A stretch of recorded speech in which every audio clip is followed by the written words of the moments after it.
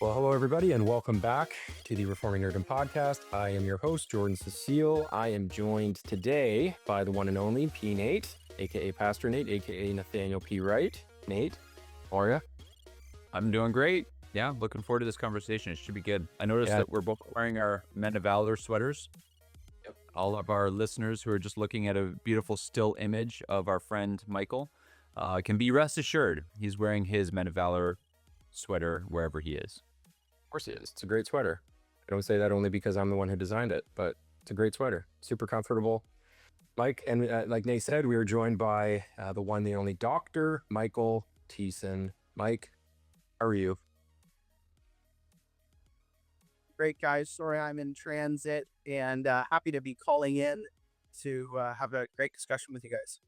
Yeah, so listeners, Mike is, well, not that we're in studio. One day we'll be in studio, but Mike is driving, and today's conversation, we actually thought Mike would be very suitable for it. So he very graciously is calling in, even though he's on the road and not immediately in or in front of his computer, but very thankful. So if his audio is not as great, that's probably why, but that's okay. And so I guess even just to hop right into it, because this is what we're wanting to talk today, as you can probably tell by the title of the episode, is the controversy going on presently right now on X with Skillet and the release of their new Christmas song. Now, Nate, Mike, are you guys up to speed on the current Skillet controversy? Nate, are you? I am now, because you said we were recording on this when we were talking yesterday, so I caught myself up. Good. I had no idea. So John Cooper, just so that people know, John Cooper is a friend of the show. He is a Ezra supporter, big fan of Dr. Joe Boot, which means that he's probably a big fan of Michael and I and Jordan as well. But he's a great guy, and so we wanted to wade in and talk about this because we do follow him, and so any controversy that he's involved in, it's a good idea to think Christianly about all this stuff. But he is so I am caught up. Yes. Okay. I'll leave it there so you can jump over to Mike. Michael, what about you? Is this news to you? Or I know I kind of gave you a brief idea when we were talking earlier, but prior to that, was this on your radar at all? Well, guys, I actually decided to approach the show with doing no preparation on the controversy, in the sense that So you're lazy. That's what this is. no, in the sense that like I want to bring, I feel like I want to bring the average person's response, which is what? Like, it's Christmas. A Christian artist that's a heavy metal band, or not even that heavy, uh, you know, uh, has put out a Christmas album. For King and Country, put out a Christmas album with like heavier drums and stuff like that, to a bunch of old Christmas music and some of the great like uh, Advent hymns. So like I still know the only two things I know about this. Skillet made the song and I've listened to it. And Virgil Walker came across my Facebook page saying, if you weren't on Twitter, you wouldn't be arguing about this. And Twitter is maybe the algorithm might be judging us, or might be he used a very specific word that I liked. It might be evaluating us rather than fueling us. So that's it. Like I have no idea what anyone's saying about anything. It's a Skillet song. Duh. So for listeners who are not caught up to speed, what happened was Skillet, they're a heavy rock band. I think that's how you would describe them. They might have, I think any metal fans would be offended to say that they're a metal band, because they're not, even though they've got some heavy elements in some of their songs. Yeah, and I some agree. Yeah, right, you're but right. they're like a fairly hard rock band. And so they released a cover of "O Come, O Come, Emmanuel," and apparently some people took great offense at this song. because what they would say is that this is a sacred song that has no business with it being in any form other than slow, introspective, very calm. So having any hard or aggressive elements in this song is entirely inappropriate, is what some would say. But then others went as far as to say, and I quote, whereas I got a tweet right here from a guy where he says, "This is demonic. And if you are born again, you would see it immediately. But if you don't see it, that is because you are not born again." So many people are going as far as to say that one, John Cooper and his bandmates are not Christians. And if we are not immediately offended by this song, we're also not Christians. Now, I think that kind of take, I don't think is the majority take, even those who are opposed to the song. I think most of them are like, even our friend of the show, Josh Hames, he did not like this song. He did not think it was an appropriate cover of this song. And so his was a much more mild rebuke, but he did say that he didn't like it, he didn't appreciate it, he didn't think it was appropriate. But then you do have people who are saying that this is like straight from demons, and this is what Satan essentially sounds like when he sings a hymn, which is like that is actually what somebody said. And so it just, I think, brings up, well, first off, I want to talk about the controversy, our thoughts on it. But then I think there's actually like a bigger conversation here over like what even is appropriate Christian art or art generally? Like, what's the purpose of art? What is appropriate and what's not appropriate? Because I think it brings up um, whether would I sing this song in this way at church? Would it be whether I would or wouldn't? Is it appropriate? Is it biblically permissible to sing a song in this way at church versus listening to a song on the radio? Because I think that's kind of what some people are getting at is they would say that's a bastardized version of this song that has no place for a Christian to sing. And I think some of them are conflating or confounding what is appropriate for corporate worship, what is appropriate for just listening to a song in your living room or wherever. And so I think it's maybe actually helpful to go through because there's an article that was written by on the website churchleaders.com, and it was the guy interviewed uh, uh, John Cooper, who again, I think it's really important to say like John Cooper is like a very reformed post-millennial guy who has, I think, been largely discipled by James White and Jeff Durbin. And this guy has been on the front lines of the cultural battle for years. He's been at music festivals with some pretty aggressive atheistic and secular bands, and he's been there, like they have been there as Christians unapologetically. Now, are all of their lyrics singing about Jesus? No, but they're also not singing about all the things that you would typically find in metal music.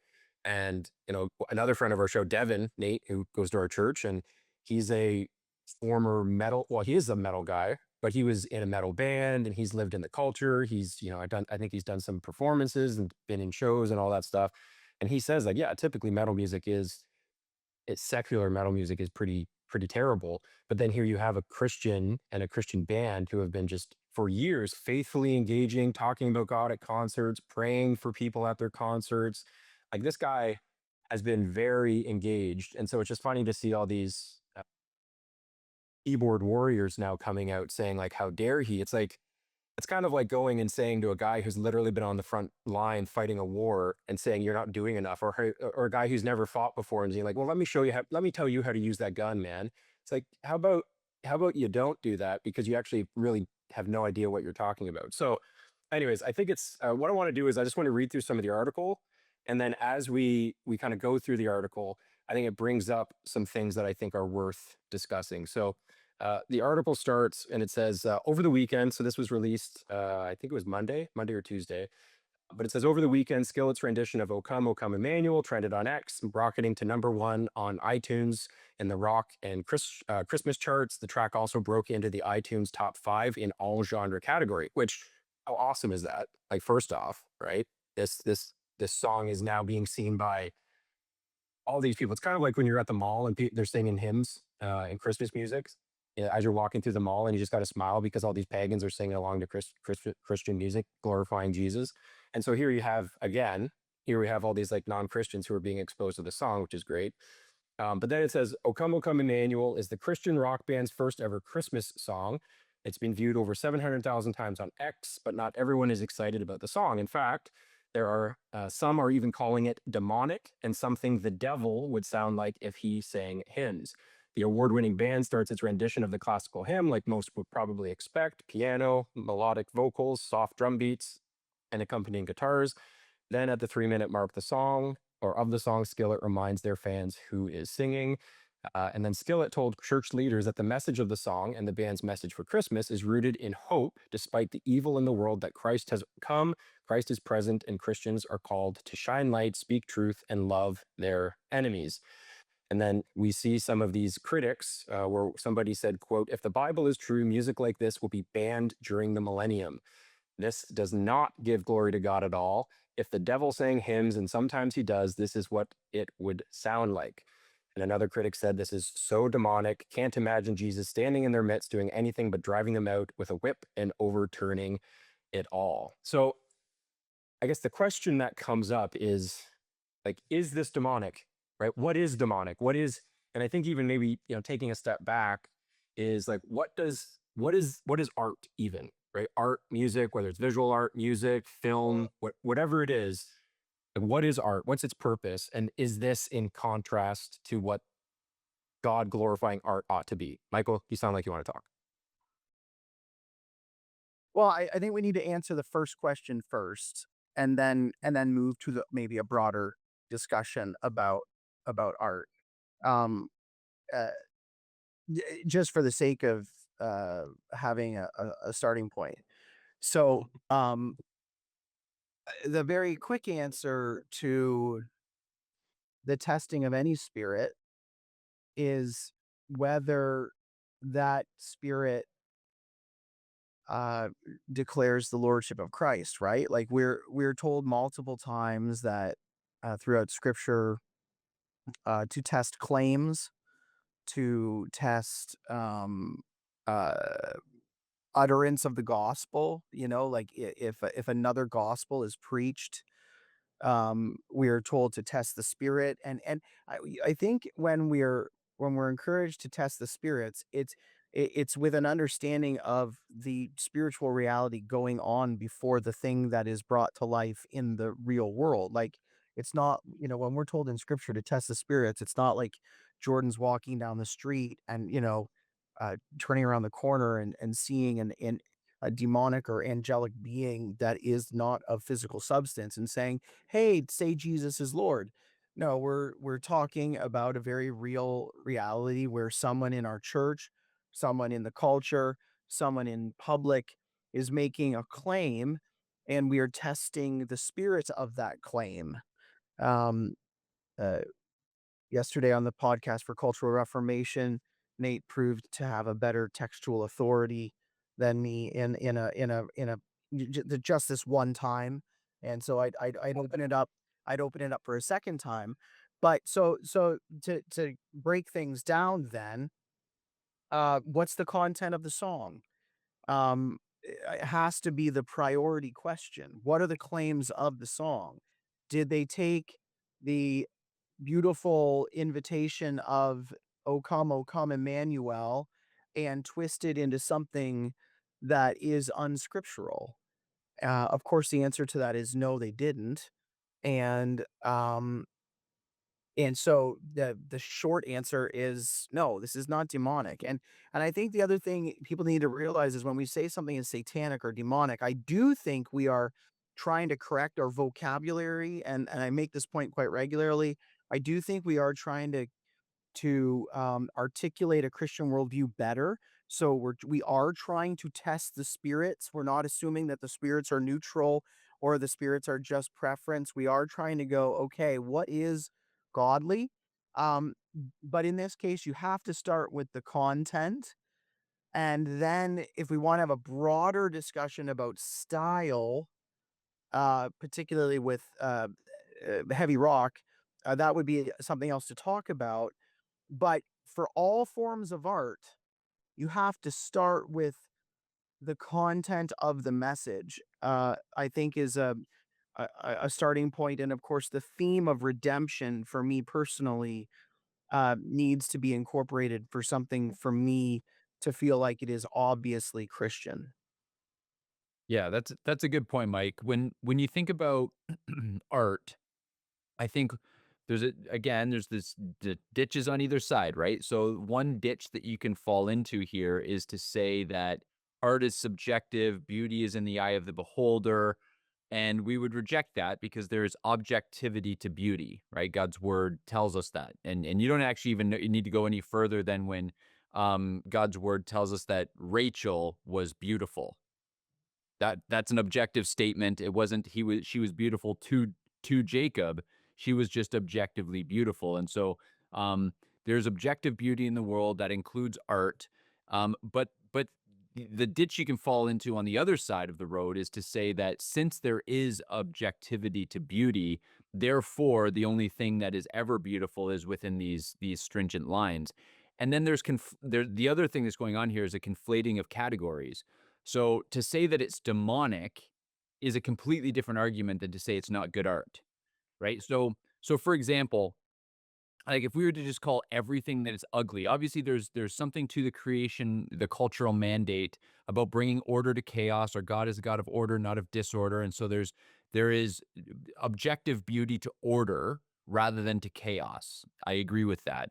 But but that doesn't mean that just because something is not beautiful means that it's demonic, right? So somebody could look at this song and say, "Oh, it's that's ugly art." That's fair. But then to say that it's demonic is a completely different thing. Like when my child, who's, Harper, who's 6 years old, brings to me a drawing and it doesn't look anything like me, I don't say that's demonic. I just, I don't even tell her that that's not beautiful art because, but the point is just because it's not good art doesn't necessarily follow then that it's demonic. So no, this is not demonic because number one, demons can't possess songs and inanimate objects. But secondly, I would say that as Mike rightly pointed out, whether something is heavenly or demonic, right, godly or demonic, has to do with the messaging, right? So you can have an old decrepit house. It doesn't mean that it's demonic. It just means that it needs to be brought into order. But if you have a household that is full of anti-Christ ideas, right? A family that's within that house that is setting themselves up against the lordship of Christ, then it is demonic. So it has whether or not something is demonic has everything to do with the message, not whether or not it's good art. Well, and that's it. It's like if my 2-year-old drew a picture of the cross and it looked just like a stick, it doesn't change. It's not like it's bad. It's like, yeah, is it as good as like a beautiful painting that might be done by a professional? No, it's not. But if he did a painting or a picture of like somebody cutting somebody's head off for fun, well, then yeah, I may have a conversation with him about that.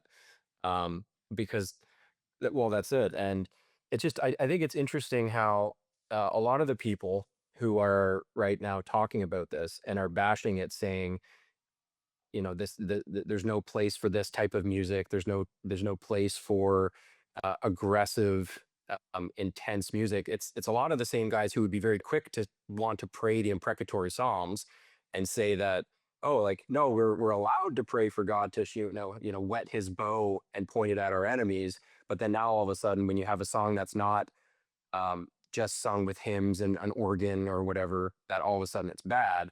And so I just think it's interesting how these guys, a lot of the people are picking, it seems like they're picking and choosing what is appropriate. And then it also does seem to me just be missing the point of like there are places for different styles of music. And now, Skillet, would I ask our music team on Sunday to do a song in the style of Skillet? Well, I wouldn't, because um, their music necessitates loud guitars. It necessitates drums to the point where it's like you're now drowning out the singing of the people, which obviously corporate worship should be more about the singing of God's people and hearing us all praising and not being drowned out by the band. And so that's where it's like, sure, but is it inherently wrong if somebody were to do that? Like, is it sinful if somebody were to get up, for example, and sing a rap song on Sunday?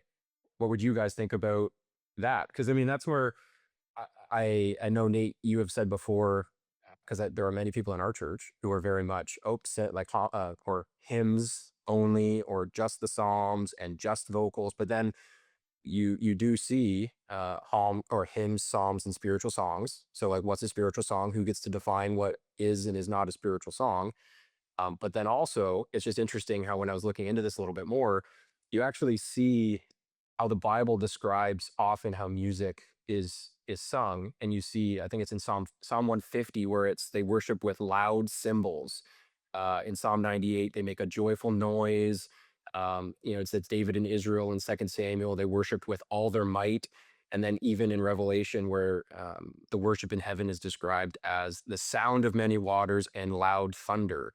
And so I think, like, why is it that people think that us singing songs that are worshipful have to be quiet and, again, like, introspective? Like, where does that even come from? Or is this, am I off base here in saying that no, like this type of music could actually have a place in more than just, you know, me in my living room listening to a cool rock song? Michael, welcome visually, Michael. Thank you. I hope my my chapstick doesn't look like lipstick. Sorry if it does. I'm not going in any type of different directions. Um, I think you answer. So you, Jordan, you tend to ask a question and then you tend to answer your question with a question. And so, um, the first question that you asked is this type of music appropriate for Sunday morning? Now, let's broaden that question. We're not talking about just hard rock music, but we're talking about loud, performance driven music. So you can take any church in North America or the United Kingdom or Australia, and there are churches that have a blacked out sanctuary. They have a rock and roll setting. The band is loud and you can't hear a single thing. So this question is not just does good does good classic heavy rock music fit on Sunday mornings? The real question is what is the purpose of congregational singing? And I think you get the answer in scripture, where the people sang together. Like, the Song of Moses, the Song of Miriam, the Song of Thanksgiving, in Nehemiah, all throughout the prophets, songs with many different purposes. But the writer is drawing the collection of psalms. The writer is drawing the congregation to sing the praises of God, and so I think more appropriately for worship must be a congregational music that people can hear themselves sing, that they are participating, and they're hearing the lifting of many voices. Um, and to be honest with you, I am a bit of a prude on that. I like contemporary music, but even if I'm at a place and the song is 100% amazing, if the only thing I hear is the band, I am theologically want say that again? Yeah, I want refinement. I want reform. I want to hear voices. Some of the most important worship experiences of my life is where you have loud congregations singing heartily. And I do think that that is appropriate. It reflects the intention of corporate gatherings. So that was your first question, and you answered it with congregational singing is important. The rest of all of this is just what's the style?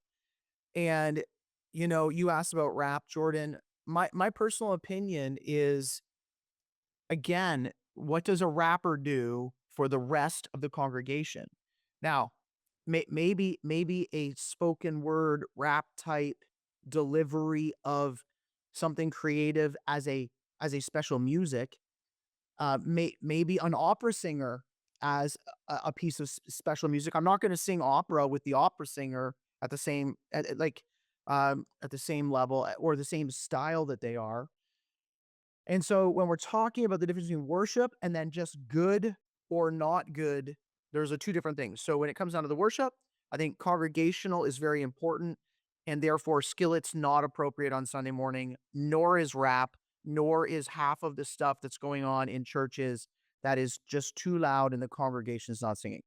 If that you put that conversation aside and go to your next question, which is like, is this just generally appropriate? You just have to answer preference because as I've looked through the Old Testament and the New Testament, the only thing I see reflected is ambiguity and variety. Just like you said, cymbals. When was the last time I used a clanging cymbal once to symbolize the death of Christ in a service once. I've had a master pianist um do an Easter performance where in the middle of the performance she hammered on the strings of the grand piano in a way that shook the entire room, and people were worried that the grand piano was going to be damaged, and it was dramatically important. So, style is preference. So I happen to like rock and roll music.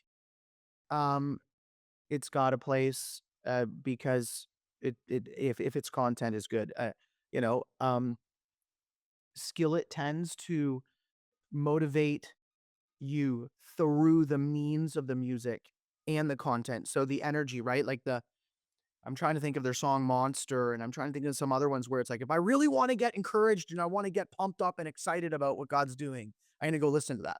Okay, I'm done. Go ahead, Nate. No, I actually, oddly, I love arguing with you, Michael, but I agree with you on all those points. I agree that these are separate conversations. I agree with you that corporate worship is a different sort of thing to be guarded. It is meant to be vocally driven. It's meant to be congregational. It's meant to be orderly. And so for those reasons, I don't think something like Skillet or a rap song, I don't think that that would have any place on a Sunday morning. I might even be a little bit more prudish than you in terms of special music. Like, yeah, maybe spoken word, but like even that, I cringe a little bit at the thought. But all that aside, is this song inappropriate? No, and I don't think metal is inherently bad or wrong. Um, I would say that I don't love this song. And part of the reason I don't love this song is because I actually find that the original O Come Emmanuel is very haunting, right? It's in the minor keys. It's a very like drawn out sort of haunting song. And I don't think that metal is a good medium for that. But that doesn't mean that it's bad. It means that that's not my preference. So now it's interesting because I know we're all Rush Duty fans.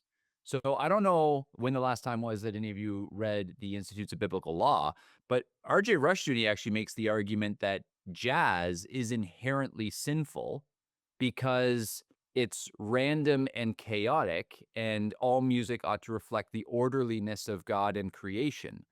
So I imagine that Rushdoony would be on the other side of the argument in this, saying that this sounds chaotic and it sounds violent, and because of that, it's inherently wrong. I don't agree with Rushdoony, but like, what would you say to somebody who says that art ought to reflect the orderliness of God in creation?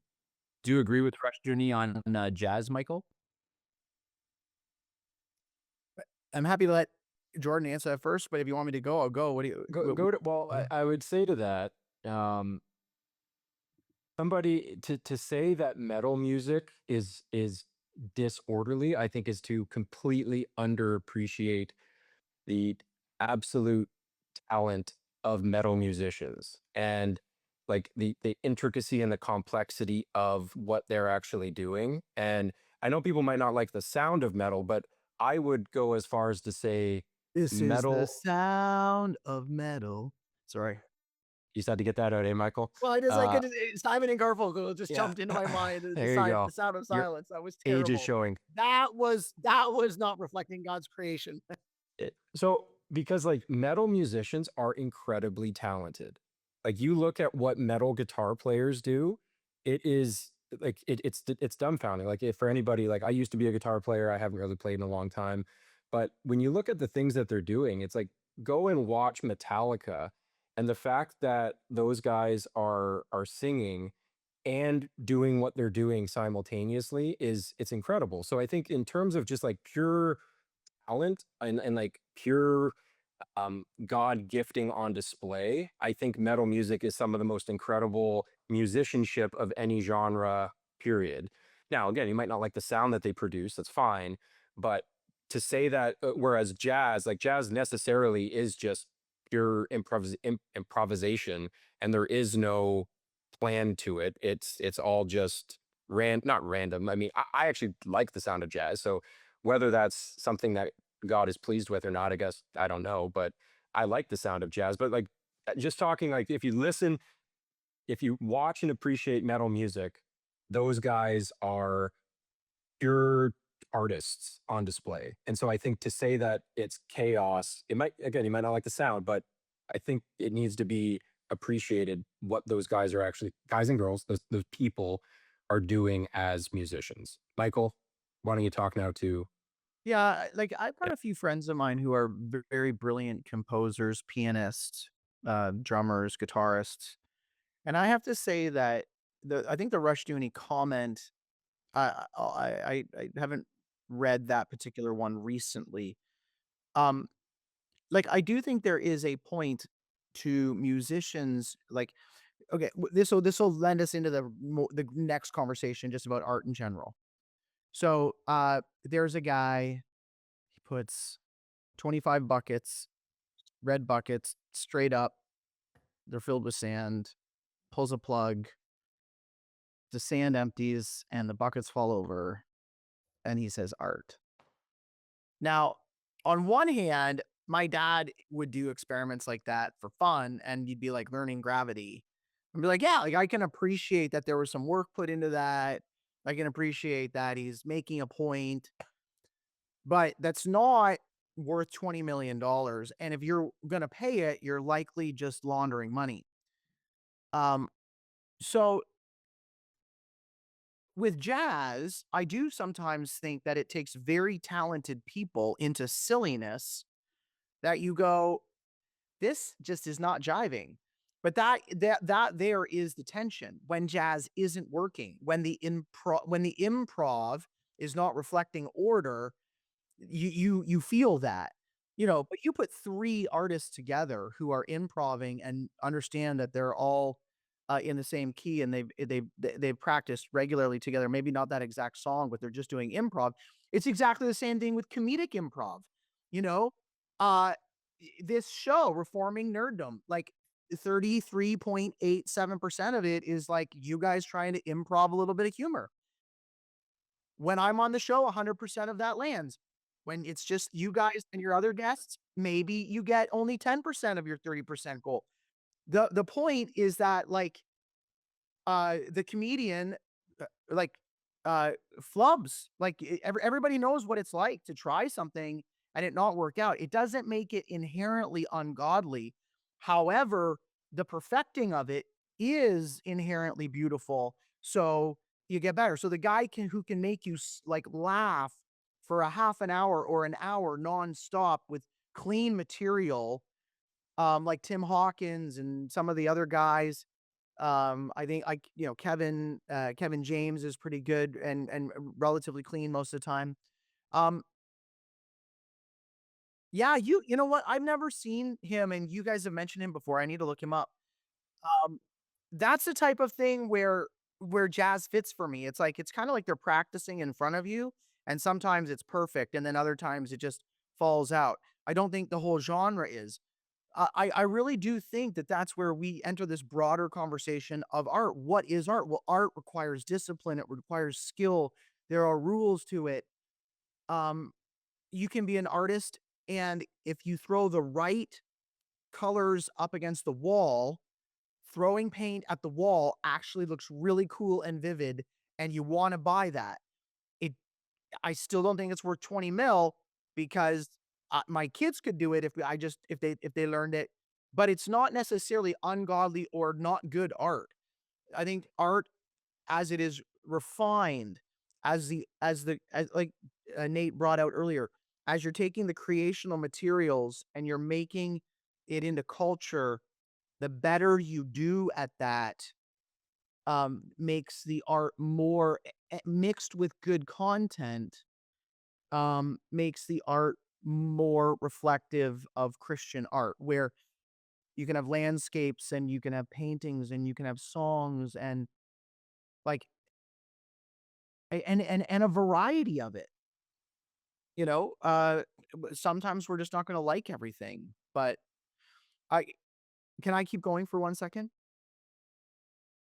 So I drove to Canada. I'm in Canada right now. I'm up here for the week to spend some time with my parents. And I was driving with two buddies. And you know, how sometimes you're on like a 9 hour drive and, people just go to sleep and read a book or put their earbuds in or whatever. Well, I don't know. Like for the first 3 hours, we argued about theology and we got tired about that. And then we had 6 hours left. And we started playing this game and it was like, pick the genre, top, pick your top song for it. So it was like, okay, country duets, okay, classical, okay, um, songs recorded in the 80s, songs recorded in the 90s. We had these little rules where you just pick it. We went everywhere, like everywhere you could think of. And I had a few guys who really knew their music even better than I do. And for 6 hours, we didn't have a second of, "Oh, yeah," and, "Oh, yeah," like, I'm thinking about Celine Dion and, her hitting some of the actually, I think it's "O Come, Emmanuel." I actually think she had a rendition of that, and it's like, "Oh, yes, you're right, it's her Oh Holy Night." Now, I am going to say that Celine Dion has produced a more godly version of that art simply because of the impeccable perfection of what she did. Uh, I'm gonna say I'm gonna listen to Celine on that. But we were all over the place, and what that left me with after that, after 6 hours of having fun, I was exhausted with, wow, like, the amount of creative, um the amount of creative, permission we have, and the amount of different styles of reflecting. Like, we had this one section, songs that have impacted you. Man alive, like, we kinda kept going in that section for a while. It was every genre you could imagine, and it was bringing you right back into that situation where it had ministered to you. So, I think God is a God offering us a tremendous amount of variety to live our lives. Um, you guys are wearing your hoodies. I took mine off just before we got on the show, uh, just to make sure Nate wasn't right.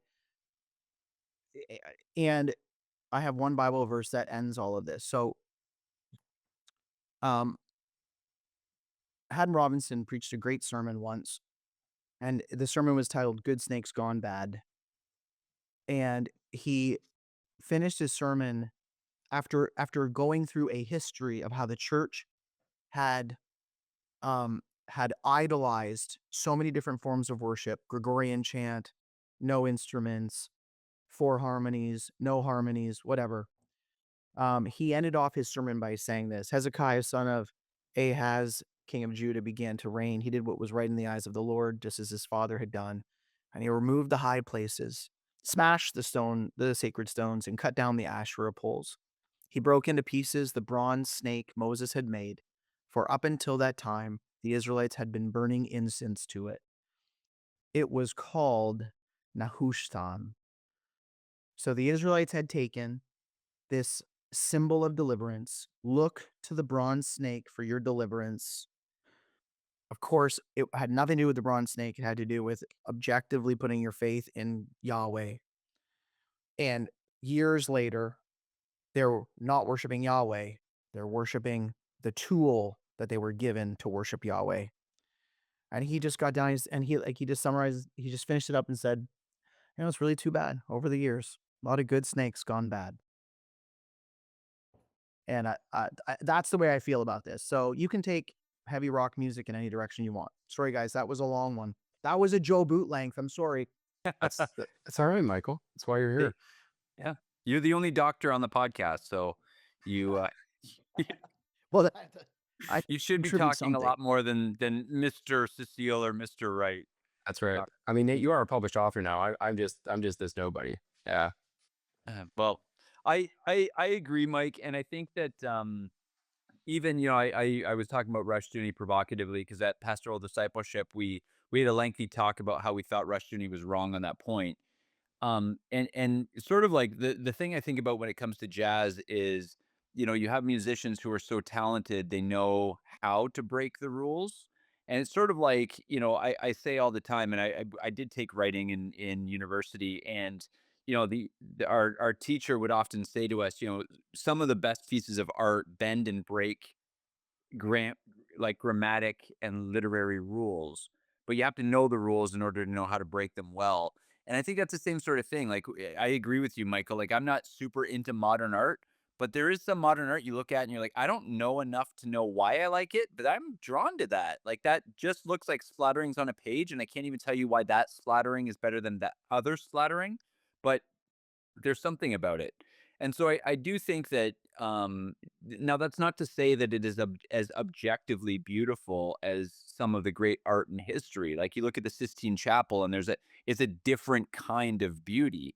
But that's not to say that everything that we look at has is measured by the same rod, right? And so I think, metal is not necessarily a preference that I have. I don't really enjoy it all that much, but there are times. I remember there's a Skillet song that was really big when I was a youth pastor, and my youth really loved it. And that song, now when I hear it, there's this nostalgia as I think through some of the young people who, by God's grace, I had the opportunity to minister to, and where they are in life now and all that kind of stuff. So, I don't know. Music is very, very powerful, and different forms of art, whether it be music, whether it be visual, whether it be performative, they move you in different ways. And so, not all art is equal.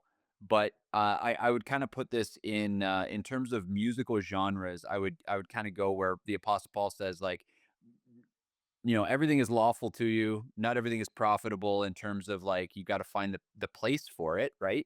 And so, yeah, Skillet in the car pumping you up when you're going to the gym or you're going on a long road trip, good. Skillet on Christmas Eve in a Sunday night candlelight service, maybe not so good.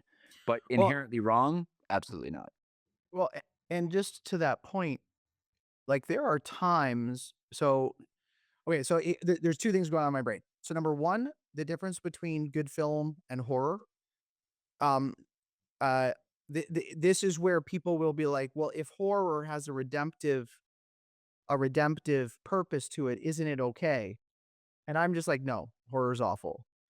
Um, now we Steve Dace put out that movie Nefarious, and they labeled it as horror, and I just thought that was a bait and switch because that was just a little bit of thrill and a little bit of suspense. There was no real horror in that. So I do think that there is a spectrum where we are trying to figure out where things kind of move into, even if it does have a redemptive theme, where we're sharing too much. And I think that that is a place where artists have to be careful because you don't want to, cause people to sin. And I do think we could take more care with that, even as we have redemptive themes. And then even what you were saying, the whole conversation that as we've been thinking about this, like I remember being in a grade 11, grade 12 rugby team, and it would be like, how you're gonna pump yourself up, and you just I can Offspring and Metallica and all of this type of Garden. stuff, and you're like pumping. Now you are listening to some music there that has violent lyrics, and the intention that you're doing it is you're picking that song in order to pump you up towards violence. And what would happen in those times is, particularly if guys went on to the rugby field and they were over pumped up, it was quite normal for them to make significant fouls, like really hurt somebody and be penalized in the game for doing it. Um, so even with the idea of pumping yourself up, Skillet has never been in that world for me. It has been more on the, hey, I'm tired and I'm discouraged in my walk. Okay. Or I've got to go and run a meeting and I'm tired. Okay. I'm going to pump myself up, but it doesn't pump me up to violence and aggression. it pumps me up to perseverance and uh, being driven. And so even in that, the content, even if the style pumps you up. Now again, like I'm 5'6". We go to a concert and it's 4,000 people and they're metalheads, and I'm standing beside Jordan. Jordan is literally breathing air that is cleaner. It is 5 degrees cooler where his head versus my head is. I'd put you up on my shoulders, Mike. It's fine. That would be awesome. Um, I don't really like overly loud concerts. So I do not go to heavy rock concerts anymore at all. I have no desire to lose my hearing anymore, but I'll still play some of that good stuff in private and really enjoy it. Um, yeah, Now, that's couldn't you say real quick, Mike? You said something about the certain songs that get you pumped up for whether it's going to work out or feel like you got to go, attack something. Based on many of the Psalms being like war songs, like could you not then say that some of those songs would actually be appropriate to sing with if intense I'm going to music? And war. right, and it's like, so if Sunday in a sense in the Lord's on the Lord's day is equipping the saints to go out and fight many assortments of battles, could you not then say there are times where singing a psalm that is a battle cry for men to get to go to war could be done with heavier music or louder drums? Not, but obviously not drowning out the sounding, like the singing of the saints, because like anything that does that, you're now not actually corporately singing together. So it's just, is there not a place then for that intentional, like, guys, let's go kind of thing, even in the corporate gathering, using distorted guitars and like double kicks and all that stuff? Well, that's a great point. So like even I was thinking about the same thing, Michael, when you made that point is um like when you even think about the old like boom, boom, boom, like the really loud drums that call the men to war, and even in like old kung fu movies and stuff like that, right before the final boss, right? You have the like big thrumming. There is something about like different music has different purposes, right? Just like different art has different purposes in all different genres. Like there is something, not all the psalms are the same. Some of them are heartfelt, you know, crying out to God. Some of them are imprecatory, some of them are talking about God's divine attributes. So to answer your question, I don't know. I'm still hesitant about Sunday morning worship because you have to ask the question, what is that music for? What is its purpose? So, should Christians be equipped for the cultural battle on Sundays? Yes, absolutely. But is the primary purpose of the corporate worship on Sunday morning to pump up the people, or is it to praise God? And so that's where, but like at a men's conference, absolutely. Like I think that's actually a really good idea. Like, and you and I have even talked about, there's a song called Valhalla Calling. I think I sent it to you, and it's I think it was made for one of those Viking, like, made for Netflix shows or whatever, and there's a couple of influencers who do the YouTube versions of it and stuff. So if any of our listeners go on YouTube and look up Valhalla Calling Me, and it's this, like, Viking sort of song, this like sea shanty Viking song, and man, it just makes you want to get into a boat and go and raid England. Like it's just like, and so um, I think there is something like God hasn't created a world where carbohydrates have their purpose, protein has its purpose, right? Sugars have their purpose, and it's the same thing with art. Like there are different artistic genres and different forms of music that are just meant to do different things. So again, this is where Ezra would talk about the creational worldview, is that we are discoverers in God's world, and as we play and discover art and music and the purpose behind it, God has put flowers in the wild, and their purpose there is to cure cancer, and their purpose there is to reverse the curse in some way. And I would just say the same thing with different musical genres. They're for something, but you have to use them in the way that God intended. And I would say that things like metal, rap to a degree, that like thrumming music is meant to stir up men for battle. And I think different music is made for different things. one of the things that comes to mind as you were talking about the cultural, I think you mentioned like cultural mandate there, but when you see like if all we ever did Did he was mention it or sung, didn't he mention it? Like, or were you listening to him or were you eh, not listening maybe I'm to him? saying the Like, wrong thing. You said something there that oh no, made me he did. think, Oh, he said it, buddy. You're oh, all get good. out of He here. said the cultural mandate. So the thing that comes to mind is if we only were ever limited in our singing to just pure vocals or just with a like an organ or somebody just with a guitar, like we actually would never progress musically and find different sounds and different because like I think of a band called Polyphony. You guys ever heard of the band Polyphony? There's this guy, I forget his name, something Henson, but he's Corey like, Fox just walked into the office and he gave me a thumbs up. So obviously he knows what you're talking there about. you go. So Polyphony is a kind of like a rock metalish band, but they're like purely instrumental guys. But he does things with a guitar that are just unheard of. Like you would never see the type of sound that he's getting out of that instrument. And what a shame it would be if all he was ever supposed to do was play within this very narrow thing with a very narrow range and the instrument limited in the way. And it's like, so to me, metal and other styles of music are just an example of taking dominion and progressing in music and developing new sounds. And because it would be like, what a shame to not be able to listen to that guy, even though he's not a Christian and he's just doing things that are just incredible. And so it's just like it's unfortunate. Like why does it just have to be this very narrow way of understanding music for us to be? It's like, nope, it has to be hymns, has to be psalms, has to be in this range, has to be in this key, can't go over this. Like, because then it was like, well, how loud is too loud? How is like one instrument okay, is not okay? Like where do we draw these lines then in terms of what is an appropriate worship music? So you're talking about specifically for Sunday mornings, like, because I think like worship music is I think it's a bad label, right? So when you think about worship music, are you talking about like, because worship just means service. We're to present our bodies as a living sacrifice.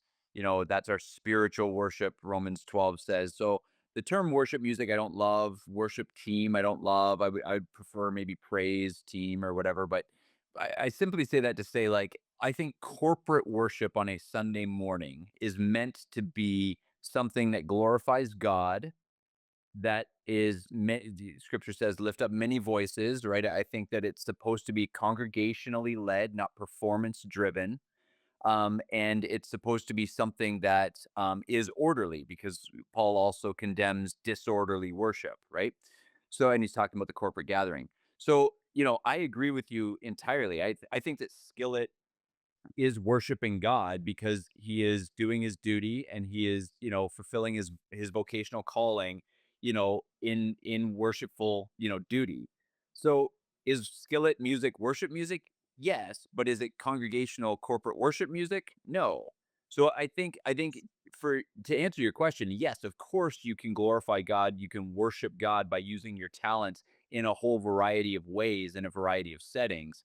I just think that again, it comes back to that idea that we're to figure out what things are for. And I think that some of that loud, pulsating, driven music is meant to stir men for battle in a variety of different ways. And like the let's just okay. I'm gonna tell you, I'm gonna send this over to Michael in a good way. All right, Michael, when you are getting pumped up for the gym and you're putting on that, whatever you said, Soundgarden or Metallica, that's probably not the same music that you're putting on when you're settling in for a romantic evening with Sarah, correct? Yeah, I'm not playing that music tonight. So So it's that, figuring out what things are for, and what the setting is for that particular thing is it's just a way of discovering what God created this stuff for. He created sound waves. He created the various ways that sound waves can be moved. He created the potential for various instruments that harness those sound waves. So I think you just got to figure out like what those things are for and use them in their God-given function. Fun And I Function and direction, right, Mike? Yeah. Yeah, structure and direction. Structure and direction. That's it. Yeah. Yeah. Okay, I wanna bring this back to art in general because I thought for sure you're gonna take the bait and you're gonna talk about what music you used for romantic evenings at Oh, home, if just you want to go practically there, for look some of it. I our got my listeners, I have my Michael. playlist right here. Uh, if you want, I'm bringing up it right now. Let's do uh definitely Dolly Parton and uh I'm gonna send this to Mila, by the way. islands in the islands in the streams. So when she hears that music ever in your house, Oh yeah, here we go. you're showing your hand here, Michael. Tennessee Whiskey by Chris Stapleton. Cruisin' by Huey Lewis and the News and Gwyneth Paltrow.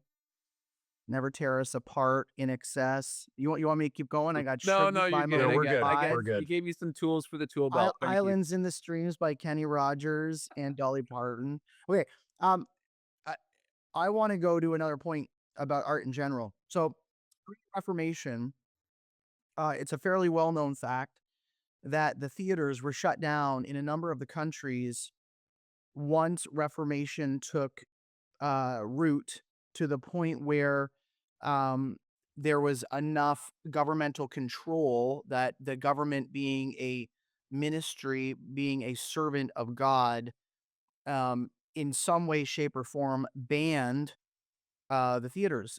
And you might say, well, what in the world? How is that a godly thing? How is that a good thing? So in Geneva, um, beginning in the 1540s, you had a banning of the theater, and these are the reasons why: sexual immorality, pagan themes, mocking of the sacred, and disorderly crowds. In Zurich, 1520 to 1530, um, uh, they were actually more focused in there on the fact that there was a bunch of Catholic teaching embedded in the theater. You go to Scotland, and the Kirk condemned theaters in 1560 as occasions for sin. And then in England, the Puritans also banned the theater. At one point in 1642, on September 2nd, there was the ordinance for closing all theaters. And the reason for that was licentious mirth and levity. Man, they really didn't know how to talk about sin. Livacious mirth and levity. That's like the podcast for cultural reformation or reforming nerddom. Um, Here's my point. I've read some of those historical accounts, and that's a good restriction on art. Like the fact that our culture has no restriction on pornography, the fact that Hollywood is a major source of causing us to stumble with its lewdness and sexuality. So then you go to the music world, and what does a lot of heavy rock focus on? Well, there's a lot of sexuality involved in it. Look at rap, how full of sex it is and how explicit it is. A ton of pagan themes, like um, we were talking about heavy rock, and so I just cannot not be hearing the beautiful people Mm. in the back of my head. Uh-huh. Um, I didn't realize how bad that song was until like 3 years of just like hearing it on the radio and going, that's catchy, to someone saying, you shouldn't sing that. Have you looked at that song? And so right there, like the church historically has already affected culture to say, for a time, the theater needs a revamping Right. and the music industry needs a revamping. And I'm all for that. I don't know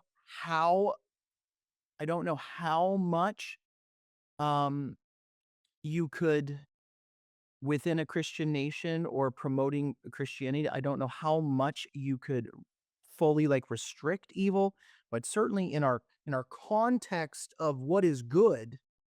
Well, if you're putting on a heavy metal song that's calling you to be violent towards women, or a rap song that's just vulgar and disgusting, or all this type of stuff, like, there's a line that has been crossed, and it's the same old players, guys. Like, eh, it's the same old situation. 80% of it is avoiding sexual immorality. Yeah. Like, Well, it's just kind of funny how so many Christians would have no issues listening to Taylor Swift because it doesn't sound it is Poking the catchy. I Swifties, are know, yes. going for the Swifties. Going And for the yet Swifties. and they'd be offended by this, but it's like you listen to Taylor Swift's lyrics, right? It's terrible, right? Just I'm because so this ashamed. I'm so scared of somebody ever finding out that I might be a Swiftie that I've never even listened to a single song by Taylor Swift other than "Shake It Off," which you couldn't shake off for a number of years.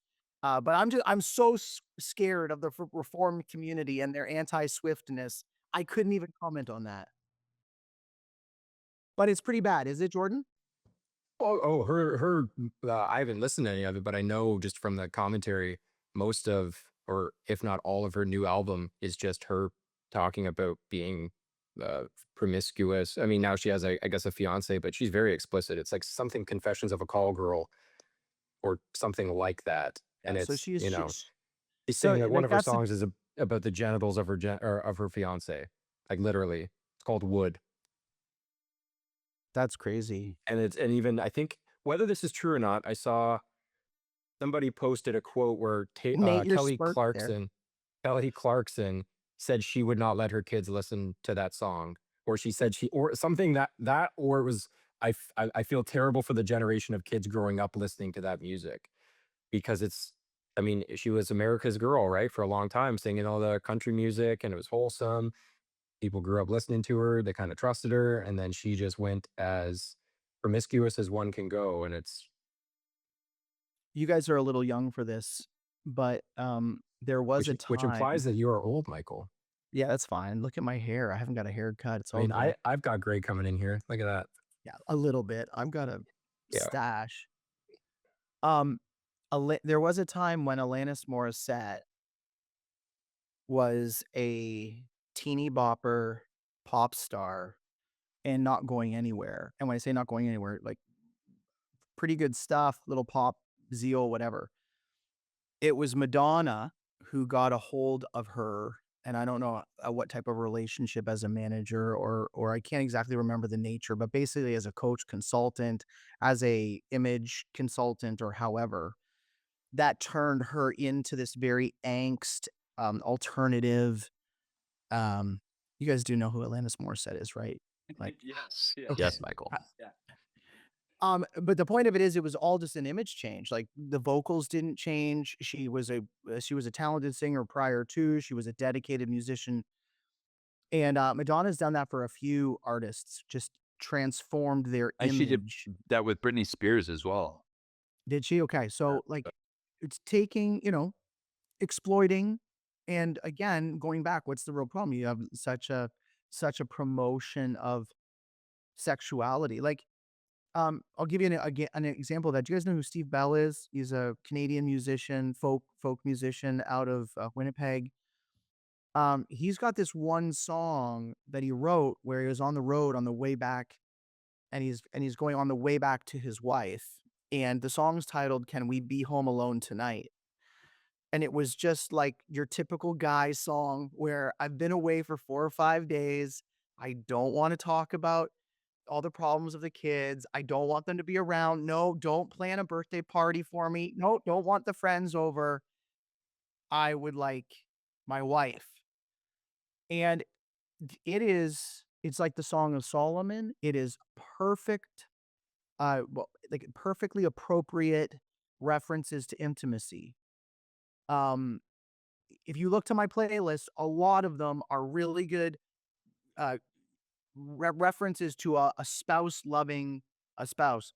So even that is appropriate versus all of the sexual explicit stuff that is out there, just Mm. totally going in different directions. So there you go. Good point. That's a good point.